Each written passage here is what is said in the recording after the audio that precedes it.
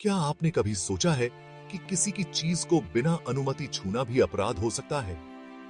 भगवान बुद्ध ने अपने भिक्षुओं के लिए कुछ महत्वपूर्ण नियम बनाए थे, जिनका उद्देश्य न केवल अनुशासन बनाए रखना था, बल्कि ईमानदारी, संकल्प और दूसरों की संपत्ति के प्रति सम्मान सिखाना भी था। एक बार एक भिक्षु यात्रा पर था। रास्ते में उसे एक सुंदर वस्तु दिखाई दी, जो किसी और की थी। वस्तु आकर्षक थी और उसके मन में विचार आया, अगर मैं इसे ले लूं तो कोई जान नहीं पाएगा। लेकिन तभी उसे भगवान बुद्ध के बनाए नियम याद आए। लेकिन क्या केवल किसी की वस्तु को छूना भी अपराध माना जा सकता है? भगवान बुद्ध ने सिखाया था कि यदि कोई भिक्षु चोरी की नियत से किसी दूसरे की वस्तु को छूता है तो यह हल्का अपराध कहलाता है।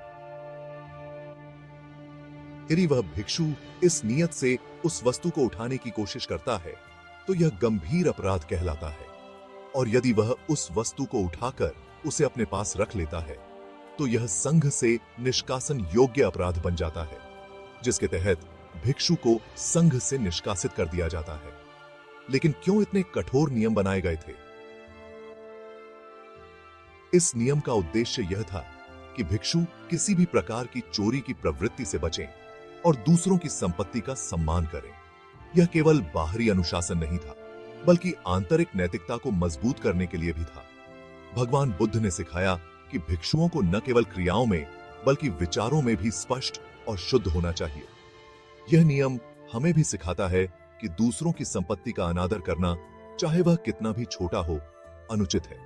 आज के समय में जब हम दूसरों की चीजों को बिना अनुमति छूते हैं या उपयोग करते हैं, तो हम उनके विश्वास और सम्मान को ठेस पहुंचाते हैं। इस नियम का पालन करने से समाज में आपसी विश्वास और सह अस्तित्व की भावना बढ़ती है।